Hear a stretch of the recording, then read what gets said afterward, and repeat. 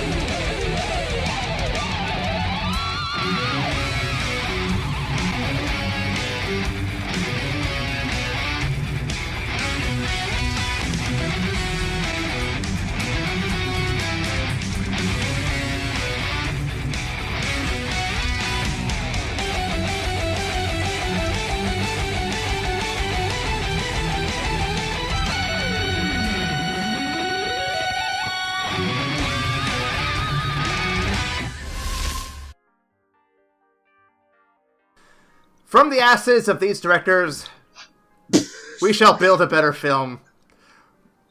We are Aaron Wasescalips, and with me today, I've got Ryan Magneters. And I got Robeast Nelson.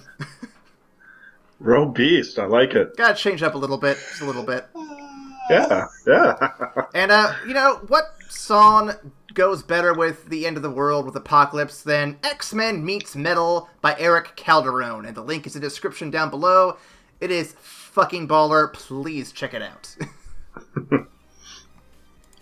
Oh my goodness. And of course, if you want to keep up with our podcast on social media, there's Tumblr, Twitter, Facebook, all in the description down below. There's also various platforms of choice you can find us, including Peepa, iTunes, Google Play, Stitcher, TuneIn, and Podcast Addict. Rate, review, and subscribe on all those platforms. The more reviews we get, higher 5-star reviews, whatever, likes and all that stuff, the more we get seen by people, and that is fantastic, and we would love some help with that. So please do that. And of course, Ryan, we have an email people can reach out to us at. What is that email? That email is Oscar Isaac deserves so much better at Gmail. I'm sorry. Excuse me. That is evacstation@gmail.com. Oh, Oscar Isaacs. He's had a rough one. Yeah, you're not wrong. Man. Oh, man. I wish I could have been there when his agent pitched it to him. Like, dude, you get to play fucking Apocalypse. This is like pretty much the god of mutants, the first ever mutant, super powerful and crazy shit. He's like, yeah, fucking sign me up. Awesome. Oh no. Oh baby. Oh no. Well. Man. Well, before we get too deep into that, let's get another quick round of what you watching in. Gentlemen, what have you been watching for this week of X-Men? Ooh. Robbie, go ahead. I actually finally signed up for DC Universe. Oh, boy. And yeah, they had a deal for Batman's anniversary, and it was the 85th anniversary, so it was 85 cents for the first month, so I thought it was a pretty good deal. Oh. And yeah, it was awesome. So I've caught up on Young Justice Outsiders, and I'm halfway through Titans. And is good. yeah, I've enjoyed the hell. I was super skeptical, but Yeah. my girlfriend had watched it before, and she really, really liked it, and she wanted to see my reaction to it, and she actually sold me on it. Yeah, I like it so far, and then Doom Patrol is next on the list, so looking forward to it. Plus, they put the animated movies on there, so they just dropped the new one, Justice League vs. Fatal 5. Oh, nice. That has some of the original voice actors, like Kevin Conroy's on there. Yeah.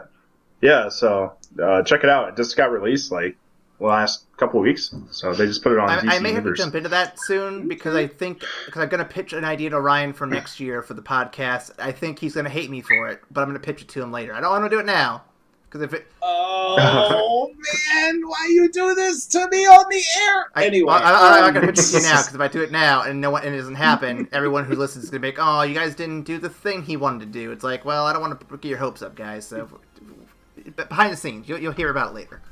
Behind the scenes. All right. So that's mine. Oh, before I get to mine, which is going to be pretty quick. Robbie,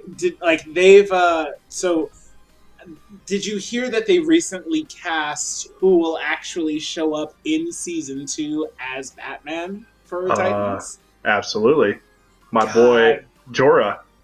Sir Jorah Mormont's Bruce Wayne. Oh, Yeah. I'm very excited. I'm very excited for this. Yeah, I was pretty pumped. I think it's gonna be interesting. So definitely excited. Yeah.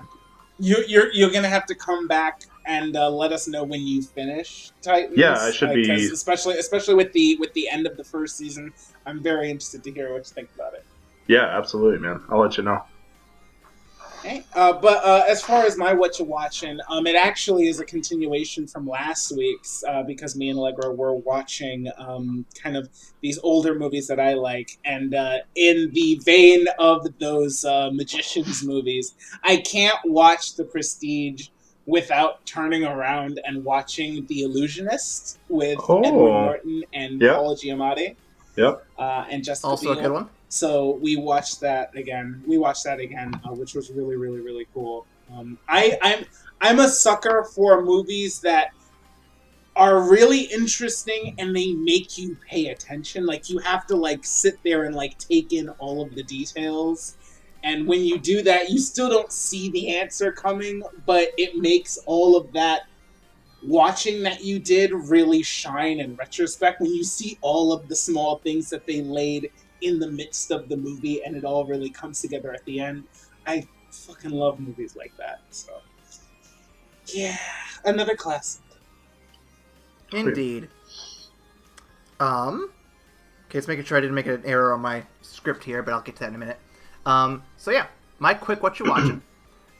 So Ryan, 2 weeks ago, for those who are listening, I discussed getting back into the Bloodborne games, or Bloodborne game. And last we left off in my Chronicles of Yarnum, is what I'm going to call it now. I was in the Forbidden Woods or Forest or whatever, getting beat up by snake boys. Was it today? It was yesterday. Just yesterday, Ryan, I defeated the Shadows of Yarnum on my third attempt. Oh, yes, the fucking the Nazguls, basically the ring raids, the Nazgul. I'm going to say, so, the first phase is easy. The second phase is not bad. It's when you get down to the last one, he summons those giant snakes. That's fucking bullshit. See, you gotta kill that dude before he summons those last ones. You just gotta beat it's the hard shit out of to him do, though, when he's before shooting fire at me, man. Yeah, there is an easier way to do it. It involves like the amount, like the order that you take them out in. But yeah, the first time you fight those guys is always rough. Yeah. Because you get the first one down, and then of course I, being a moron, the first time I fought him, I had finished the other two, and I was so pumped, and I went to go at the second one, and then he just stopped, and I was just like, wait, what's happening? And I fucking watched as he summoned 3 giant snakes to eat me. I was just like, well, that's my own damn fault. Well, and what sucks too is that what was it? It took me my third attempt to figure out the best strategy, which is to use my Hunter's Axe to do the most damage to the first 2. Do my Hunter's Axe to get my damage out as much as possible for the first 2 phases. And then, when I'm about to enter the third phase, go to my cane whip, my threaded cane, and just fucking go faster attacks, more bleed damage, and all that stuff on them. And that actually worked a lot better for the final weapon for me. Nice, dude. Nice. Good. That's a good method of thinking. But yeah, and now I'm stuck in Castle Canehurst. Oh! Blood liquor beasts. No! Fuck them. They're the worst. Oh, they are the worst. I'm so sorry. I'm debating if I want to go back to, if I want to turn tail and go to Brookenworth first, or if I want to try to push my way through this first. I don't know what to do, but I'll play around with it a bit more. 2 weeks, maybe, you'll see me update where we're at in Bloodborne. But yeah, that's where I'm at now. This is a fun segment, man. Please keep us abreast. I definitely want to. It's definitely more fun than I thought it'd be. Mm-hmm. I've been telling you, man. This game is goofy. Speaking of fun, let's get to our episode for the week. Gentlemen, the end is nigh, for apocalypse has fallen upon the Disneymation. Exit Apocalypse, that is. Released in 2016 and directed by, the pedophile, Bryan Singer, allegedly. The film was written by Simon Kinberg and the alleged, pedophile, Bryan Singer. The film would go on to gross a worldwide total of $553,934,000, which, again, about 3 times what it cost. Not bad. Not bad. The cast includes the names you're all familiar with and a few new ones. Nicholas Hoult, Jennifer Lawrence, Sophie Turner, Lucas Till, Ty Sheridan, Cody Smith-McPhee, Ben Hardy, Alexandra Shipp, Olivia Munn, Rose Byrne, Evan Peters, my favorite personally, Oscar Isaacs, James McAvoy, and the original metal bender, Michael Fassbender. No awards, actually, for this movie. I don't think anyone is surprised by that, so let's just move over to the fun facts. Why don't we? Well, let's have some fun with it. The first fun fact: this film was to be subtitled "Age of Apocalypse" after the comic of the same name, but was changed to just Apocalypse for the more ominous ring to it, as well as to avoid comparison with Avengers: Age of Ultron, which came out in 2015, along with Transformers: Age of Extinction in 2014, and Age of Adeline in 2015. There are a lot of ages going on around those times. Yeah, I don't want to confuse this with my romance movie about a girl who can't die. I would not want to confuse this with that. Yeah. Next up, in the comics, the Age of Apocalypse affected the Marvel Universe immensely and resulted in the deaths of prominent characters such as Peter Parker, who never becomes Spider-Man, Namor, Clint Barton, Thor, Carol Danvers, Frank Castle, Victor Von Doom, Susan Storm, Ben Grimm, and many, many others. In contrast, Gwen Stacy, who famously dies in the main universe, is alive. The Age of Apocalypse is an alternate reality identified as Earth 295. And last but not least, particularly with Psylocke, Nightcrawler, and Cyclops. Wow, that's those names. The outfits and the characters' looks were designed to pay homage to their comic book counterparts, differently from the past films where in the X-Men universe used standard black leather uniforms. Cyclops' costume is actually taken from Jim Lee's blue and yellow design in the 90s, which was really... It was interesting to see the throwbacks there as well. Yep. I think this new trilogy's been much better with the throwbacks. For better or worse. Oh, yeah. Let's get some initial thoughts out of the way. Robbie, we haven't talked much yet. What do you got? What's your initial thoughts here? Going into this movie, I was pretty excited because Apocalypse is one of my favorite villains in the X-Men universe. First off, Mr. Sinister's number one for me. We will get to him later. Apocalypse, I was really excited. You know, at the end of Days of Future Past, they had, you know, the little post-credit scene showing young Apocalypse, and I was like, hell yeah, we're going to have Apocalypse next movie. So I went into this movie, and then they cast Oscar Isaac, like we talked about before. I'm like, hell yeah, great actor. This will be awesome.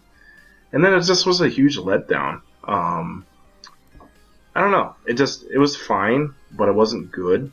And it was messy, and I don't know. Just the whole thing itself didn't really make a whole lot of sense.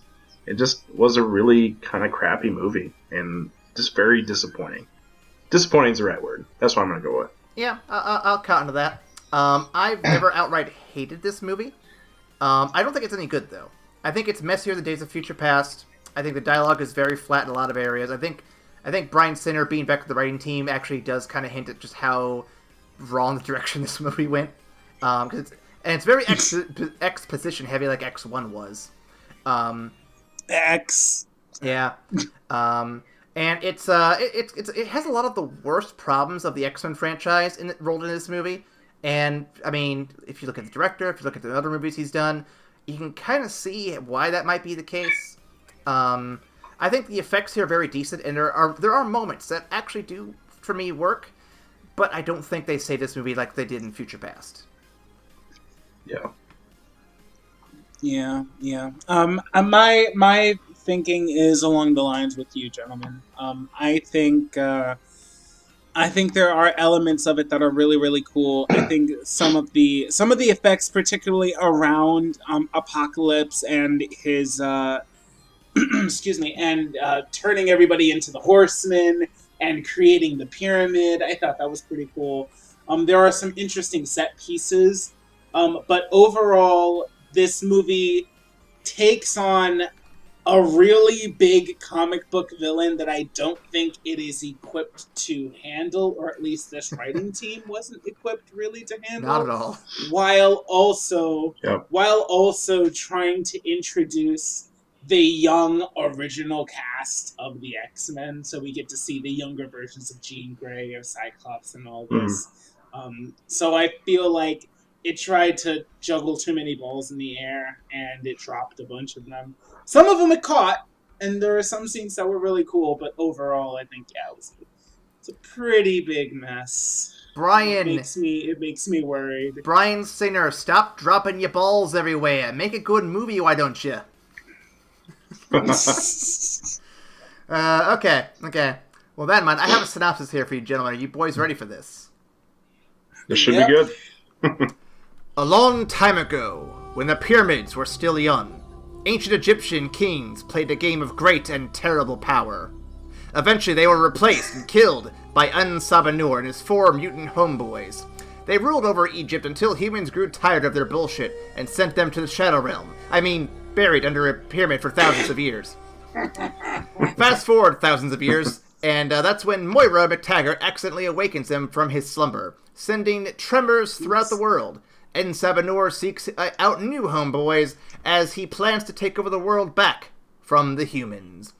Meanwhile, Xavier is running a modestly successful school for gifted youngsters, and just admitted Scott Summers into the program. He is somehow Alex's brother by 20 years, but whatever. We meet Jean, who is already dropping hints that there will be another attempt at the Phoenix film. Oh boy. And Mystique returns to the mansion with a young Nightcrawler to speak to Xavier about Magneto killing more people. Oh, and Magneto killed more people because he needed a new motivation for this movie. Yeah.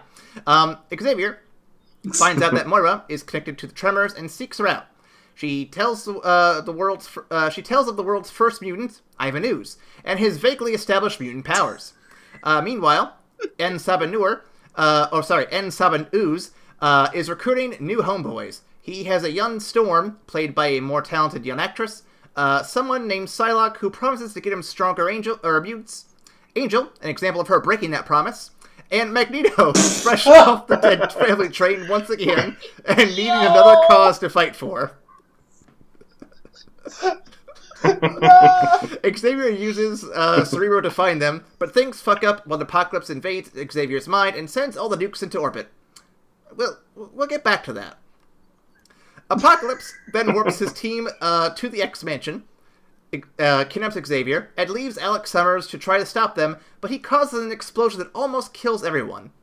Thankfully, Quicksilver is stopping by for his own side plot we don't really have time to cover right now, and proceeds to break the film once again. But we can't rest now because William Stryker is here to kidnap the mutants in search of Xavier. Wait, what the fuck? This raises so many goddamn questions. Cyclops, Jean, and Nightcrawler break everyone out. There's a Wolverine cameo. Moving on to Apocalypse, who has built himself a new temple and plans to take over Xavier's body in a manner similar to Orochimaru from Naruto. In doing so, he gains Xavier's sonic powers. Does this also mean he gains Xavier's busted legs? Mystique devises a plan to rescue Xavier and stop Apocalypse and his boys from taking over the world. Fighting happens. Angel is killed, unsurprisingly. Magneto is convinced to switch sides because reasons. Nightcrawler saves Xavier before the transference happens, and then everyone is forced to dogpile on Apocalypse because we can't script actual choreography in these films. Jean unleashes the Phoenix, but only for a little bit. Just a taste, just a little bit. Apocalypse is killed, and the kids return to the X-Mansion to begin proper training in the Danger Room in a newly built mansion. Post-credits tease Mr. Sinister, who has yet to appear in this franchise. Yes. Gentlemen, I was a little salty for some things, but what do y'all think of that one? That was good. It's a good synopsis. Oh, I wish I could just hear your synopsis rather than actually watch the movie at some times. Yeah. Some days I do We'll too. just have thoughts on this synopsis. But yeah, so Psylocke broke her promise to Apocalypse in that one pretty hard. Here's some strong mutants for you. You sure about this one? Look. Okay, look. I personally really liked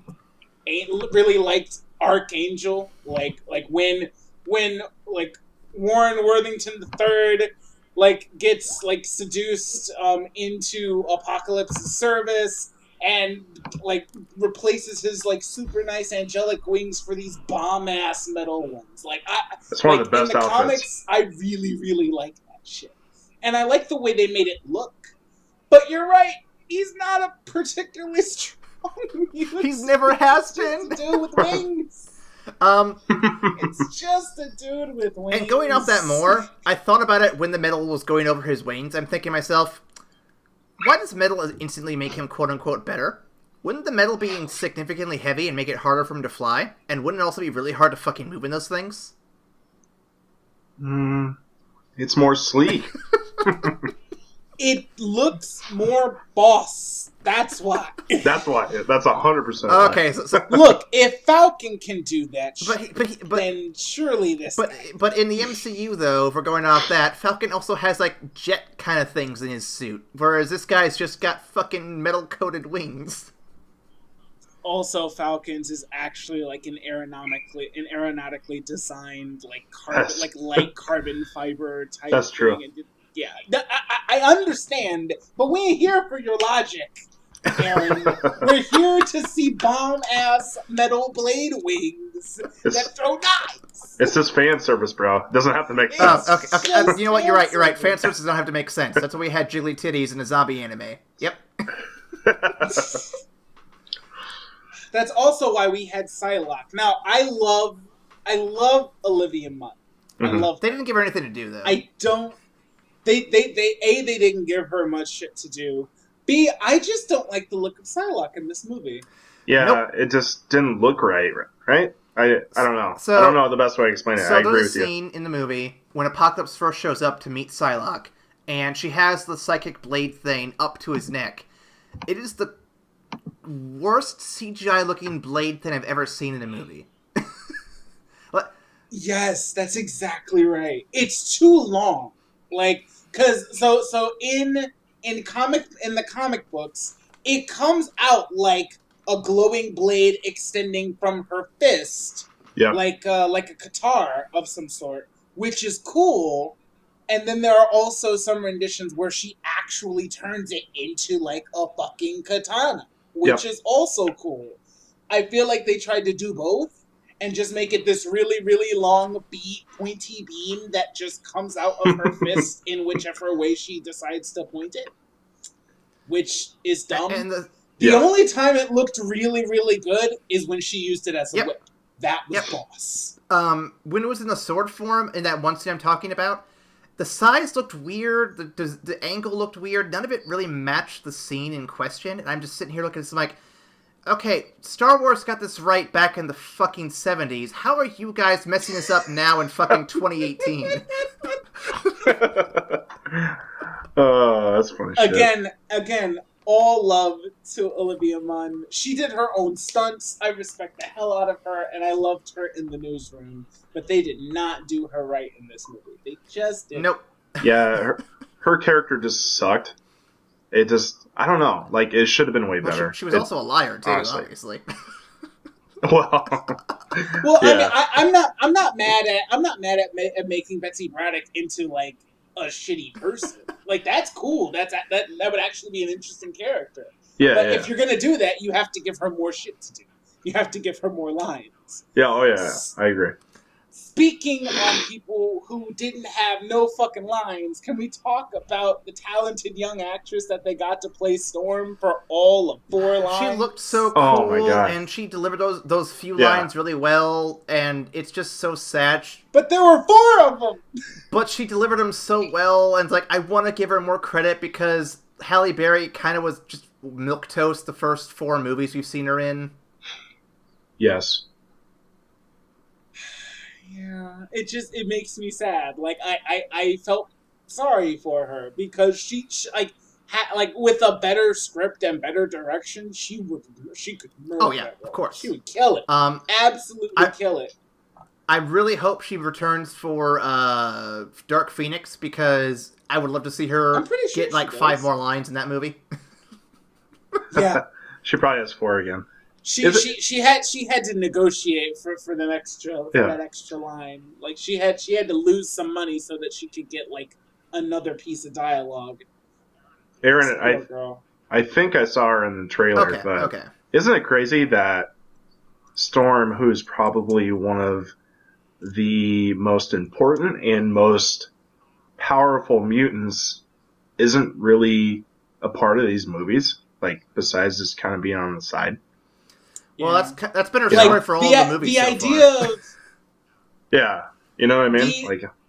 The initial idea of having Storm be a horseman of the apocalypse filled my heart with glee when I heard that it was happening. I'm like, yo, okay, so we're gonna get dark, edgy Storm that's running around as a horseman of apocalypse. Okay, sign me the fuck up. I'm ready.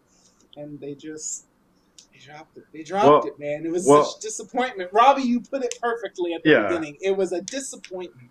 Yeah, it's just disappointing. And specifically, 80 Storm in the comics Mohawk and had that mohawk. Yeah, I mean, like, it was supposed to be like, you know, she's this edgy badass in the 80s, but oh well. Speaking of the 80s, I have a question now. Oh yeah, I was going to ask us if you didn't have it. I think I know where you're going with this. Hear me out. Yes. This movie takes place in 1983, 21 years after the events of First Class, and yet no one looks remotely older in that time. Alex has a younger brother who's in high school right now, who is like got to be 20 years younger than him somehow. And there's even a line dropped by Xavier to Moira saying, "You haven't aged a day." Fuck! What happened? All right. Did you? I don't know, since I don't think you guys have dropped it yet. Your First Class. Did you specifically talk about Alex Summers? Yeah. and how he's actually supposed to be Cyclops' younger brother. Because that bothered me. I mean, I can let that slide for this. I can let it slide for this. Yeah, you just flip it. But like you just said here, yeah, he'd be like... He'd be 38? 35? Or 38, yeah. And he has a younger brother that's like 16. Makes zero sense. That's the problem with doing a trilogy based on like periodic, based in like as period pieces, like in like the timeline of Earth, because it's like, all right, we're gonna do the Cuban Missile Crisis. All right, now we're gonna do JFK assassination and Vietnam. You have to age that amount of time though. Okay, now we're gonna go to 80s. You have to age. Yeah, like, it was just so blatantly. What do you have, the Fountain of Youth? What the fuck? Like, I can excuse Mystique. They mentioned it in her movie that, you don't age very fast because of your genetic makeup. I'm like, okay, I can accept that.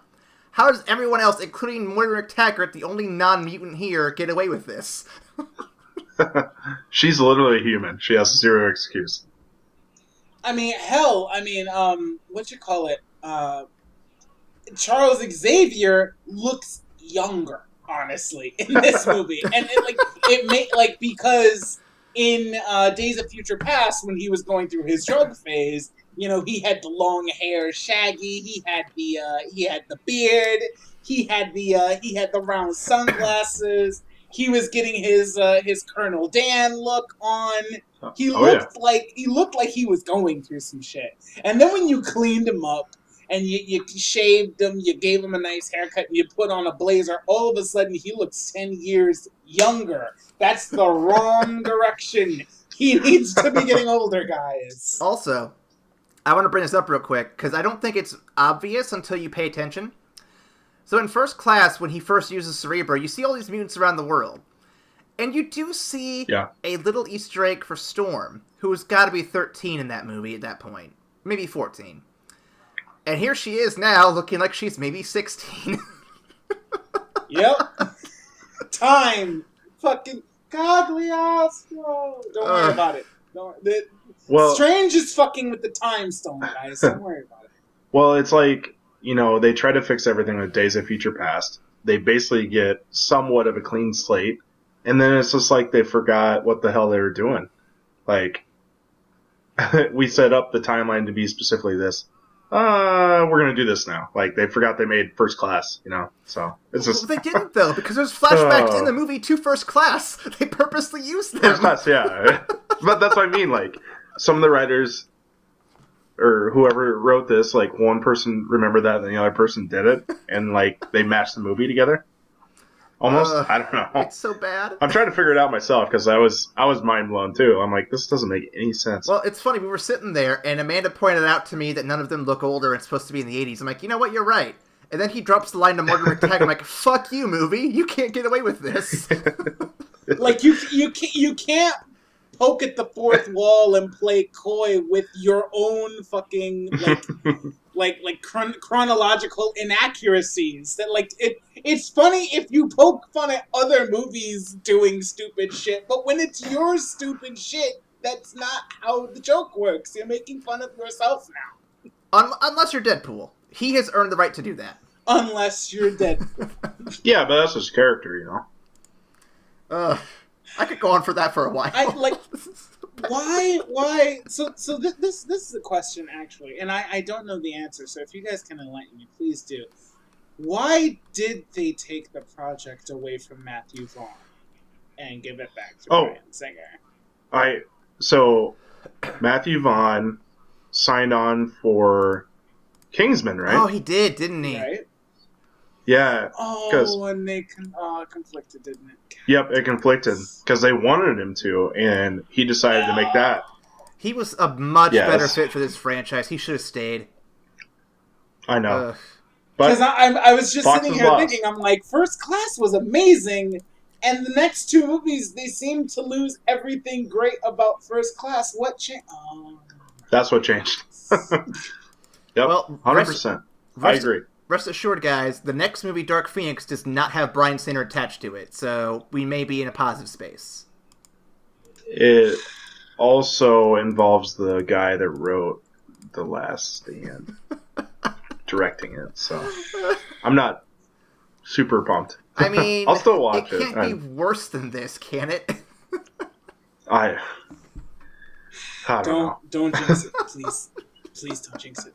Please don't jinx it. Yeah. It's Simon Kinberg who's doing Dark Phoenix. Just don't jinx it. Just don't jinx it. We'll just deal it. We'll just deal with it. Yeah. Okay, so quick round of old versus new. Cyclops, Jean, Storm, and Nightcrawler. All recast, all new characters in this movie. How do they stack up to the originals in the first trilogy? What do you guys think?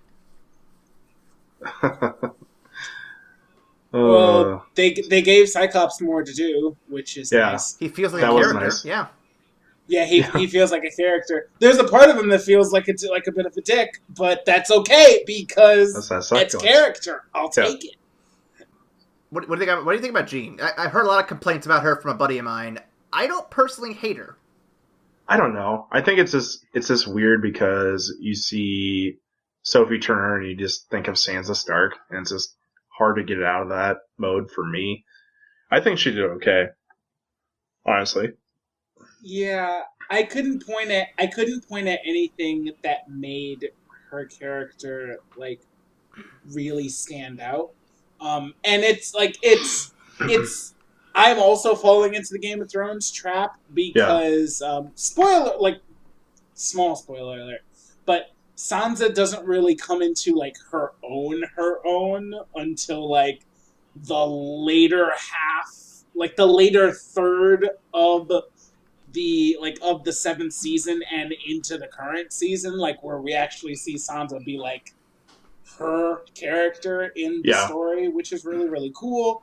But I feel like I'm just getting introduced to that, like the part of Sophie Turner that actually has like a really interesting take on characters. Yep. So I didn't really see an interesting take on Jean. It mostly just like, here's Sophie Turner.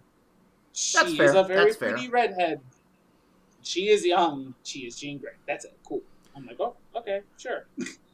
And I don't know how much of that falls on her acting or the directing. I'd like to know. I'm hoping we'll get a clearer vision of that in the next film, maybe. Yeah, I think so. I think with Dark Phoenix, like since this is literally her movie, we're gonna see how much range she has. I'm hoping. So I'm hoping she'll get to press the boundaries a little bit and really, really see. Like, I'm hoping we'll see another side of her. I'm hoping we'll see another side of her. Yep. Yeah. We already touched on the Storm a little bit. Do we all agree that this Storm is better than Halle Berry, even for what little we got? Yes. Okay. Yeah. I will take young, edgy, yet inexplicably mute Jean. Storm over Halle Berry, and I love me some Halle Berry. But yeah, they didn't really know what the fuck they were doing with her in the old ones. So. Yep. That's an easy one. Nightcrawler is the tricky one. Better or worse? What do you guys think? I like his use of comic relief. I do. I don't know if I like him better than the original one because I like how pious. I know they still have him being Catholic and they make references to that. But I loved that faith was a core aspect of the original Nightcrawler, and it makes sense because he's older in that one, and if you're getting a younger Nightcrawler, he's obviously not going to be as mature. Yeah. So, I don't know, I think since they gave him more to do and more interaction with people, I'm going to say I like the young Nightcrawler because they're actually utilizing the character more. I can agree to that a bit. I actually like the new design a bit, too. I think it's a nicer, sleeker design. I think it looks cleaner. I overall like it, I think. Better the new version. But the older version and the White House scene alone, it's one of my favorite scenes in the whole series. No doubt. That is hard to top. That's really hard to top. Yeah, I mean, that's one of the best parts of that movie, so. But I mean, I agree. action-wise, yes, I will take the old Nightcrawler any day of the week. But Yeah, because I was. like character-wise, I think Yeah. they're doing more with the younger. Oh yeah, for sure. Let's see here. I guess I want to skip ahead real quick. I want to make sure we cover this bit before we get too far. Because if you look at the list, guys, there's a shit ton of questions I wrote up that I really probably should have restrained myself on. Okay. Oh, it's tough. There's a lot. So, I want to get to this before we get too far, because I know if we don't do it now, it'll be like an hour in and we have not covered it yet. So, fucking William Stryker. I have was wondering how 5 much we were gonna talk problems about with this. William Stryker in this movie alone. 5 problems. All right, let us hear them, sir. Number 1, and we'll address them piece by piece, but we'll try to be quick. First, he finds the mansion here. Why does he need Magneto to help find it next to? All right. Because And I get time travel shenanigans just happened, but it's still William Stryker. He still shouldn't have this information. So maybe with the timeline change, he does, but they don't show it. Ah, so the tell don't show. Got it. Yeah, I don't know. I don't know what other explanation there is, honestly. But you're not right. You're not wrong. Tying damn back it. to the previous film, actually, last time we saw Mystique was Stryker. So how did the real Stryker get back into this place, and how did Wolverine end up there with him? That's been bothering me since I watched this. Mystique sold his ass out. That's literally the only explanation. And then why? Why would Yeah, you? I don't want to know why. I don't have the answers for you. But It's based on what they've set up, that is literally the only logical conclusion. It's like they forgot they did that in the previous movie. Yeah, they're just like, they oh thought- shit, we didn't edit that out. Yeah, Oh, They man. because they were probably going to go a different way, and they 100% right. And I think they just forgot to edit out Mystique's eyes. It was actually supposed to be Stryker. And they're like, oh shit. I feel like Bryan Singer has short-term memory, and that's how these films are so fucking slopped together like they are. That would also make sense. Number 3. How does he actually know about Xavier and his powers, and why is he only just now acting on this information? Now that I don't have an explanation for, because that's a great question. My guess is because of the huge showing of mutant power in Days of Future Past, like at the end with the end set piece, and you had Xavier and Mystique doing their thing in front of like the President of the United States. So I think from that, yes, like the knowledge that Xavier fucking exists is definitely in the higher echelons. That's fair. I'll give you that. But then I have a 4th question for you, Ryan. So he has all this technology that wasn't even present in X2 or anything like that, like the ability to negate the power of mutants. Granted, this idea probably didn't exist in 2002 filmmaking, but doesn't this feel like a lot of the prequel problems Star Wars had all over again?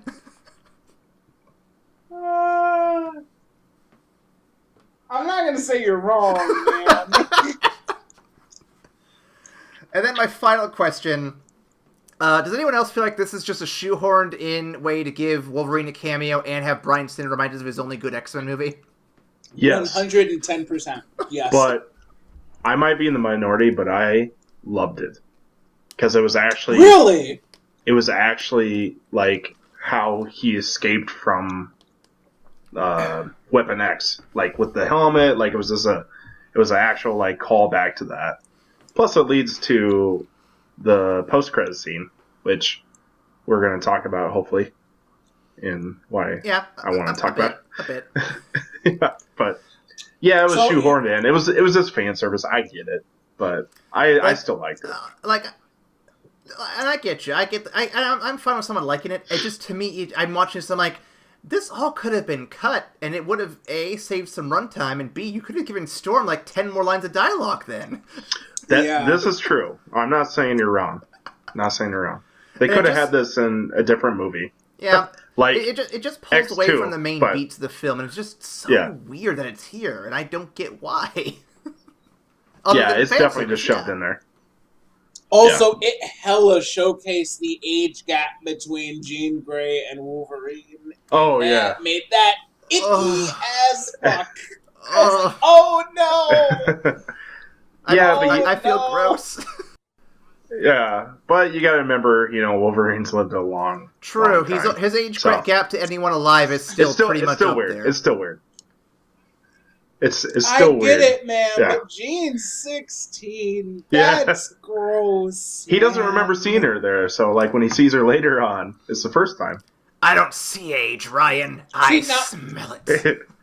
Now, Hugh Jackman flirting with Famke Janssen, yes, 100%. I'm down. Let's go. Hugh Jackman flirting with Sophie Turner.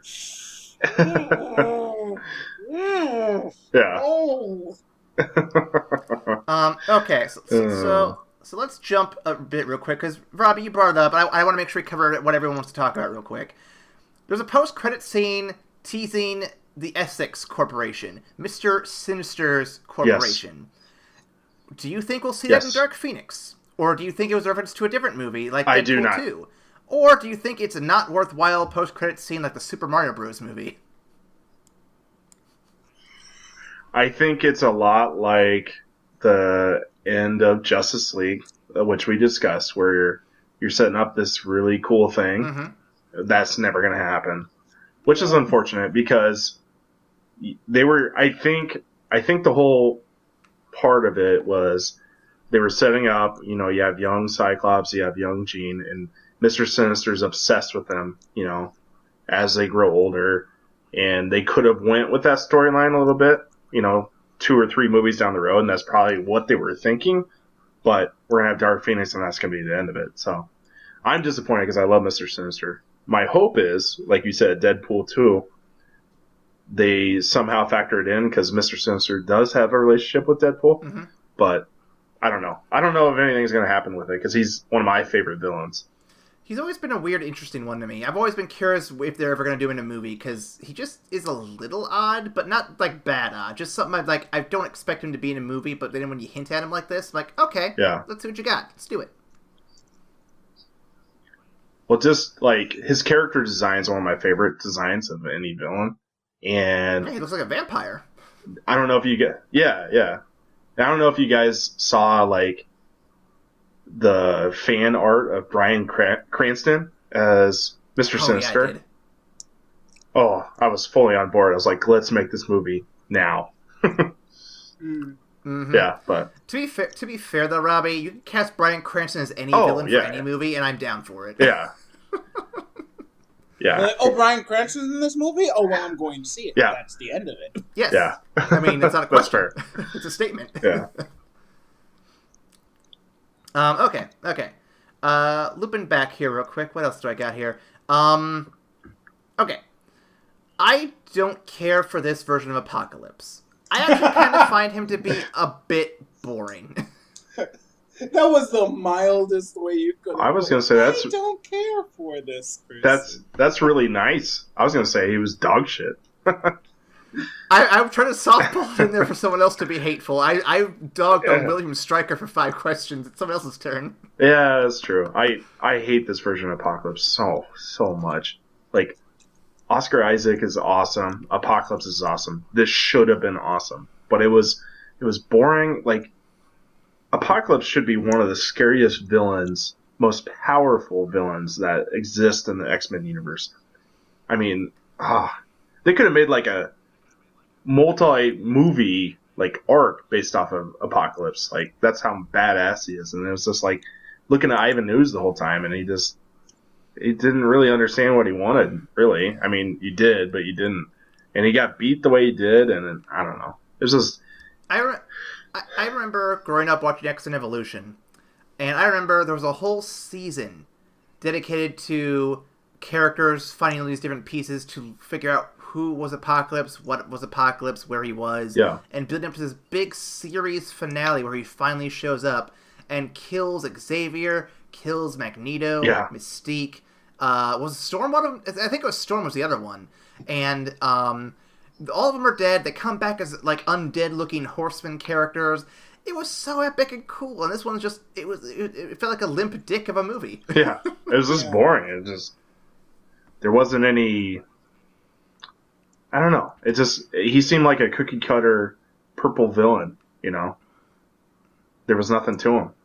He seemed like a villain of the week, which is 100% what should not be said about Apocalypse. Like, when this dude shows up, the world is in danger of ending.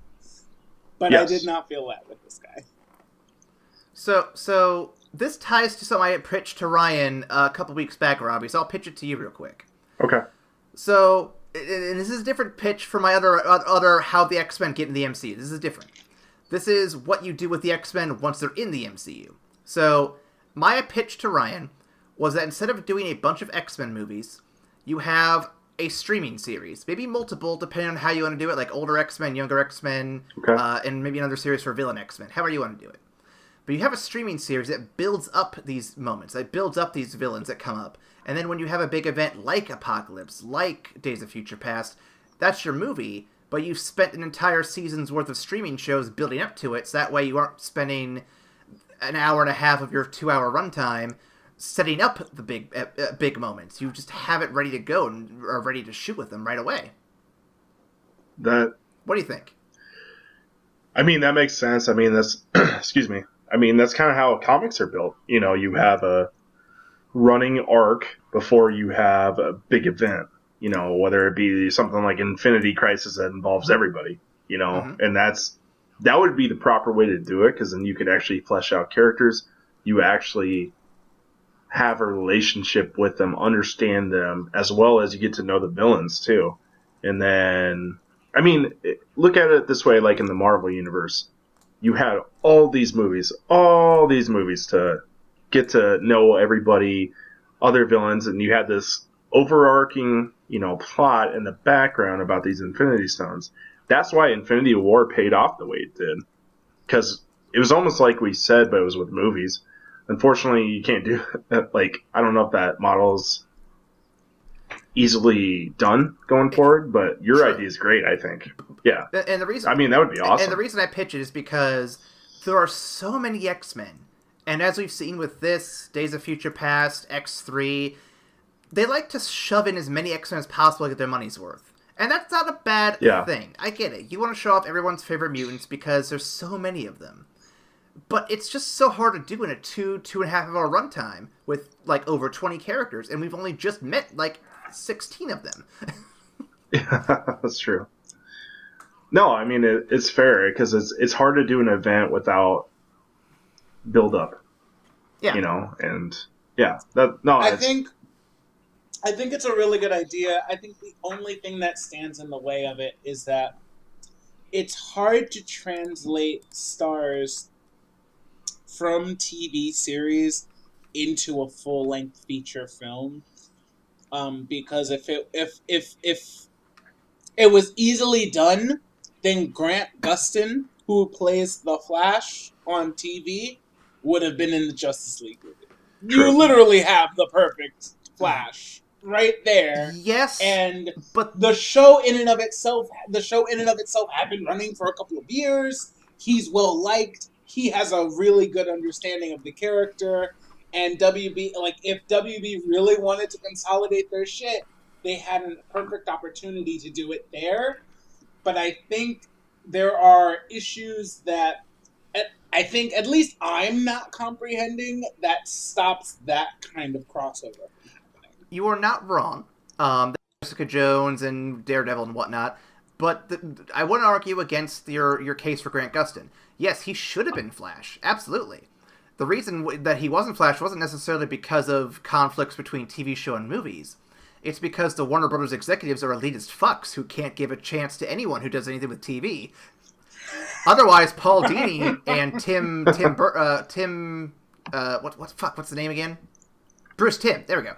Bruce Timm and Paul Dini would be running the damn film enterprise instead of anyone else. But they aren't doing that because they're idiots. This is true. Well, Yeah, I mean, you're definitely right on that. I 100% agree. But so with this new Disney Plus streaming service coming out, they're actually doing short series with movie stars already, because they're going to do that Scarlet Witch series. Who else? Loki's getting his own Falcon thing. series, WandaVision. Yeah. So I mean, they're almost getting to that point, or they might get to that point where this could be possible, right? And you just have them. So we'll see. Yeah. Disney surprised us before. They might do it again. Let's see. Go ahead. I'm going to look for another question before we move on. No, I was just going to say, this would be a good thing for Disney now that they've acquired this. You're getting people to buy your service because they want to see that leading into these feature films and everything's involved. So, I mean, it's more money for them, too. Absolutely. So, yeah, that's a great idea, I think. Okay. I don't have any specific questions I want to hit up on, necessarily. So if there's anything you guys want to hit up on that I may have missed, or that's something that I didn't think about, please say so now before I move on. Well, the Quicksilver scene, it was still great. I know, I think you have this written somewhere. I mentioned it somewhere. It was still great, but it... Okay, yeah. Yeah, and it was awesome again, but at the same time, it still kind of felt like we already did this. And I think they're probably going to do it in the next movie, too, because it's the most popular part of the movie, so... I don't know. I just wish they could find a different way. I mean, it was still different, but the same. I don't know. If you make the Quicksilver scene centered around combat instead of, rescuing people, you might be able to do a different dynamic with it. Yeah. Yeah, that's true. So I have a slightly bigger question. What do you think this movie's biggest problem? Well, no. What do you think the new franchises, like this new Bryan series, Singer by a long country what mile. do you think its biggest problem is?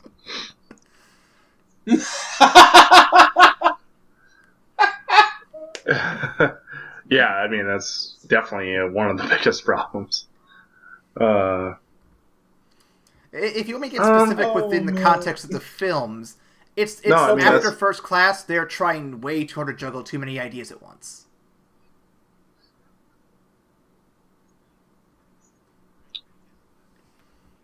Okay. I think it's that they, kind of like what Aaron was saying here, they try to fix what the problem was when they did First Class with a new director in Matthew Vaughn. And then it's like they got to Days of Future Past and they try to do the same things that were problems before, trying to jam too many characters in there and trying to do these big epic storylines instead of just focusing on a good story. Because Days of Future Past is a huge classic X-Men story. Age of Apocalypse is a huge X-Men story. Dark Phoenix, which is next, is a huge classic X-Men story. That's like, I get why they're doing it, but you don't necessarily have to do that. Because, I mean, look at some of these Marvel movies, they're not... Infinity War, obviously, that's based off a story, but, some of the... Yeah, Ant-Man's not a... It's just a story, and it's fun, and it's easy to follow. You don't have to do a specific comic book storyline. Or try to make it fit into a movie. These characters in the comics, these X-Men characters, they're just people in their world, and they live normal people lives, and they aren't always saving the day every day. Yeah. Show movies where the stakes aren't the universe or the world or the time stream. Make it something simple, like, oh, hey, that person's going to die. Let's save them.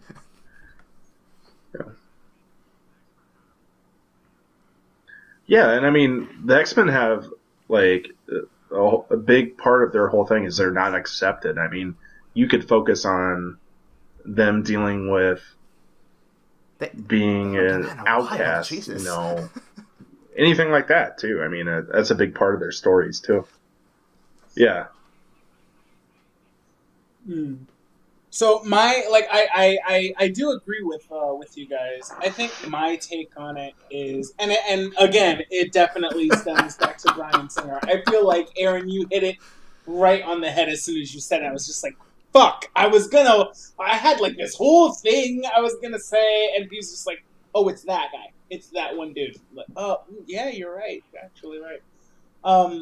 But I would say that since Days of Future Past, I feel like the new movies have gotten too concerned with the old movies.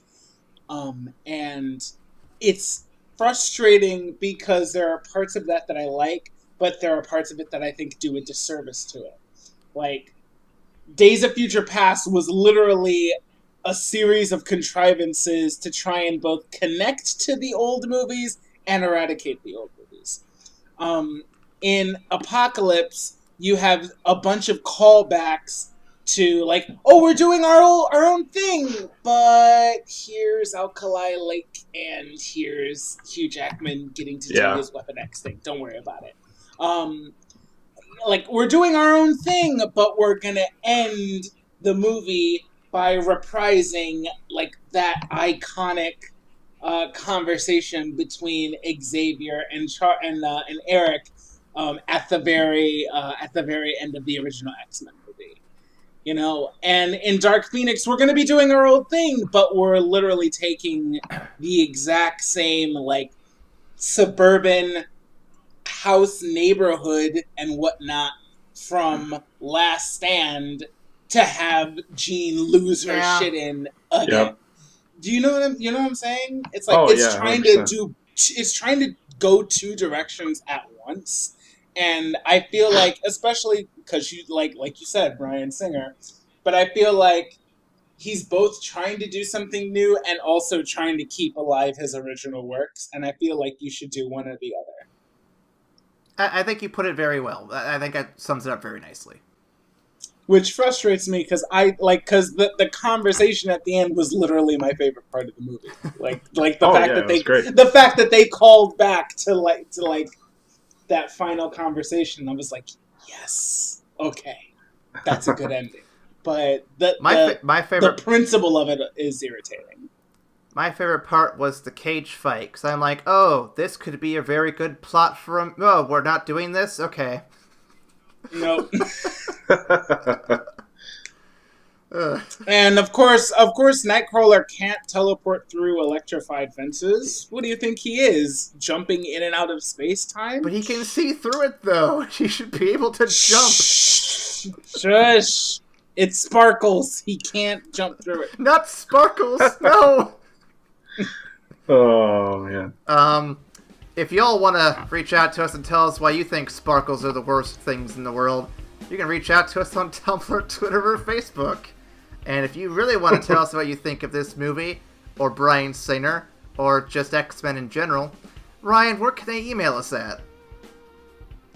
They can email us at teleportationbeatswings every fucking time at Sorry. They can they can teleport us. They can email us at evacstation@gmail.com.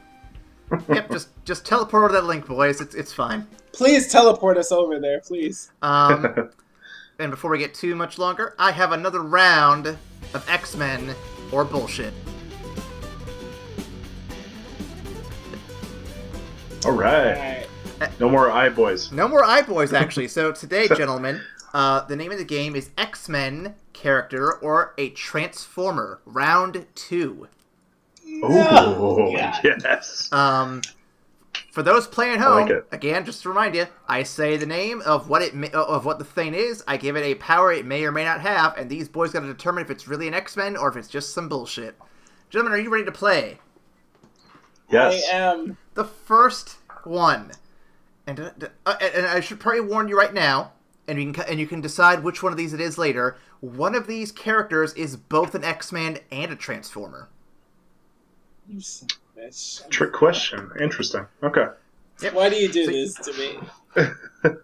Number 1, Hijack. Can communicate with, command, and control multiple forms of machinery, either with voice command or nonverbal gestures. I'm gonna go Transformer. I'm gonna go with X-Men. Okay. Oh, already off to a different start. This will be very interesting. Yeah. This is gonna be tough. Number 2, Skyjack. Can project consciousness into... Fuck you, Aaron. No, fuck you. If they're all Jacks, I'm gonna be very upset. No, Ryan, there's a theme. Just you wait. Alright, so back to this. Skyjack can avian species. In doing so, she possesses their body and commands their actions. X-Men. Has to be. I'm gonna go with Transformer on that one. Number 3, Lockdown. Uses electrical pulses to disrupt electronics and central nervous systems. Can also disrupt radio signals. Lockdown. Yeah, I missed the name. Lockdown. Shit. I'm gonna go with Transformer. This is the worst because they all sound like Transformers. Yeah, he's really mean with these, man. You're good at this. Lockdown. I'm gonna go Transformer on that one too. Okay, got 2 damn it. guesses there. Number 4, Warlock. Can turn objects and beings into techno-organic matter, and can drain life energy from techno-organic matter. X-Men. Yeah, X-Men. Alright, got double X-Men there. Number 5, Blind Spot. Can selectively absorb and store memories of others within her mind. Can keep them or give them to others via touch. X-Men. I'm gonna go Transformer on that. Alrighty. Next one, and the last one before my tiebreaker. Can absorb and channel solar power, granting him flight as well as heat, projection, and concussive blasts. That's X-Men. I'm gonna say that's X-Men, but I'm also gonna say that's the double. Oh, I forgot about our double. Shit. Alright, so Ryan's got his double locked in. Robbie, which... I know that's an X-Men, but I think that might be... I think there might also be a Transformer like that. So, Robbie, going back over the list here real quick, is there anything that you want me to go back over that might be double? That might be both? Or do you think it is what Ryan says? I don't think it's Sunspot. What did I say Lockdown was? Did I say that was an X-Men? Lockdown is number 3. You said that was BS. You said that was a Transformer. Transformer. What was the power set again? Uses electrical pulses to disrupt electronics and central nervous systems, and can also disrupt radio signals. I'm going to say that one's both. Okay. We've got 6 figures here. Let's see which one lines up for you boys. Number 1 is Hijack, and you both... sorry, Robbie was bullshit, Ryan was X-Man. Ryan gets the point. Yes! Yeah. That Jack threw me off. That was the plan. Damn it. Hijack. Skyjack. Man, Yeah. fuck. Okay. Number 2 was Skyjack, and I have Ryan as BS and Robbie as X-Man. Robbie gets... Wait. Did I get that right? Let me see here real quick. Ryan also gets the point for this one. Had to double check and make sure I was reading this correctly. That's 2 Ryan, 0 Robbie. Let's see if number 3 can turn it around. Lockdown. Ryan called BS. Robbie said both. You both get 1 point. It is, in fact, a Transformer. Should have stuck with my guns there. Damn it. Number 4, Warlock. You both said X-Men. You are both correct. Yes. I knew that one for sure. Number 5 was Blind Spot. Is bullshit. I have Robbie down as X-Men, and Robbie is correct. Yes. What? Selectively absorb memories? What? I thought that was a really cool power when I read Yeah. it. That's really cool. But it also sounds like a car. Like Yeah. like there's a car in your blind spot. Blind spot, yeah. Well played, sir. Ryan, do you know how many Transformers have the last part of their name being Jack or Spot? There's so many of I was them. gonna say almost every single one of them, which means Sunspot's double. Shit.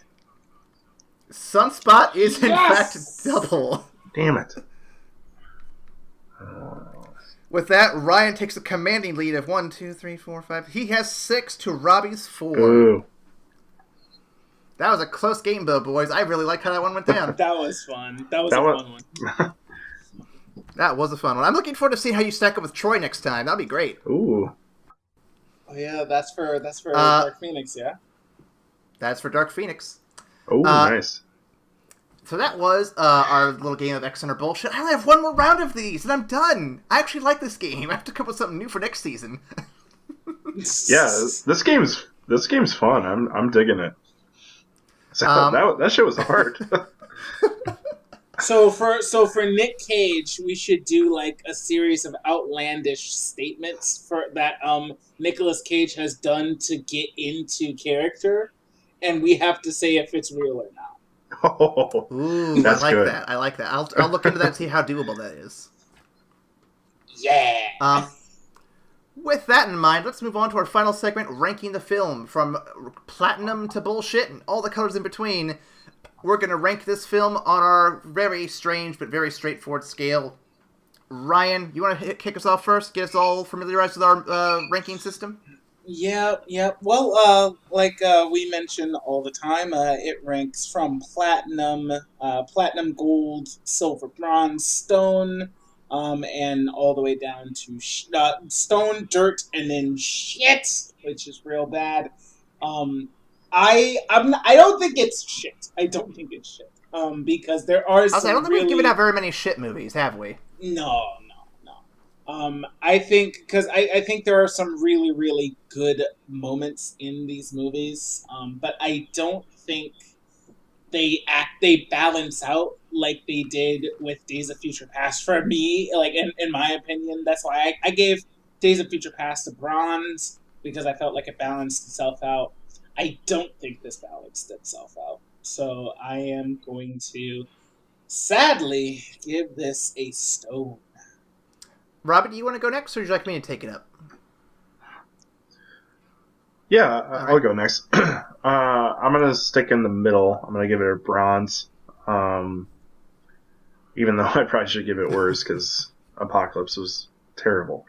But, I mean, it's still a watchable movie, even if it's not great. I didn't like it as much as Days of Future Past, but, I mean, I was still okay watching it again.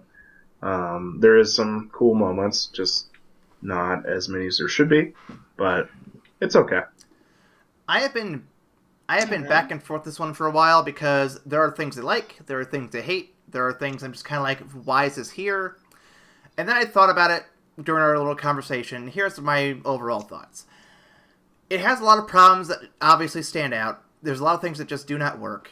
And while all that is true, and there are a few brief moments of good things that are trying to happen, this film commits the cardinal sin that I think no other X movie has done thus far. It's kind of boring at certain parts. Like, none of the other X-Men movies feel like they've ever hit a lull that is like, oh, I don't want to watch this anymore. This just gets boring at certain parts, and I think that's kind of bad for any movie, really. And on top of all the other problems, I'm going to give it a dirt ranking. Wow. Yeah. Oh, wow. You gotta be entertaining, otherwise you're not going to get my attention, man.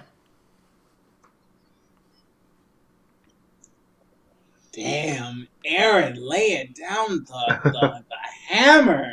Ivan Ooze did a number on you, bro. If it had been Ivan Ooze, I might have given this a bronze. He was fun. Yeah, that would have made it more entertaining. I'm sick of your ugly faces and your dull personalities. Was he talking about this movie? That's what we needed. It's actually Apocalypse talking in the mirror to himself. Oh, that's a sad boy. Thus ends the adventures of Apocalypse and his 4 horse boys. Robbie, thank you for joining us these past couple episodes. It's been a blast, man. Absolutely. I was glad to jump on.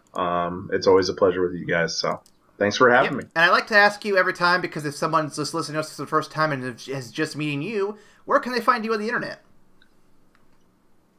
Yeah, I have my own podcast called Welcome to the Dog Pound. We are at Welcome Dog Pound, or PND, excuse me, on Twitter, as well as we have a Facebook page that's Welcome to the Dog Pound. We're on all your favorite podcast sites, so check us out. Just search Welcome to the Dog Pound, DAWG, and yeah, it's good stuff. It's a little different from what we do on here, but if you're interested in sports or history, hit me up. Cool. And everybody, thank you for listening. Next week, you'll be hearing Dark Phoenix. For the rest of us, though, because we're recording in a really weird schedule, we're going to be doing Endgame next for us. That'll be fun. Yeah, I'm still not ready. That's going to be a good episode. So thank you for listening, and we'll see you after the credits.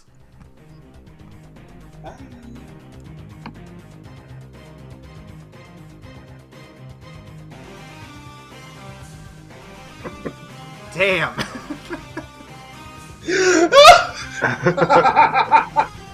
Are you still alive after doing that? Oh man, my voice, my throat hurts, but I think it came out okay. We need to give Ryan a medal for this. He deserves it. That was good work. Thank you. Have you considered it a career in voice acting?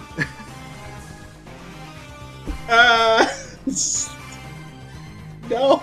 You should consider it, man. That wasn't bad. That was pretty solid. I don't think I'm versatile enough for it, but thank you. I do appreciate it. Alright, well, I shall begin and give you a little bit of a rest there.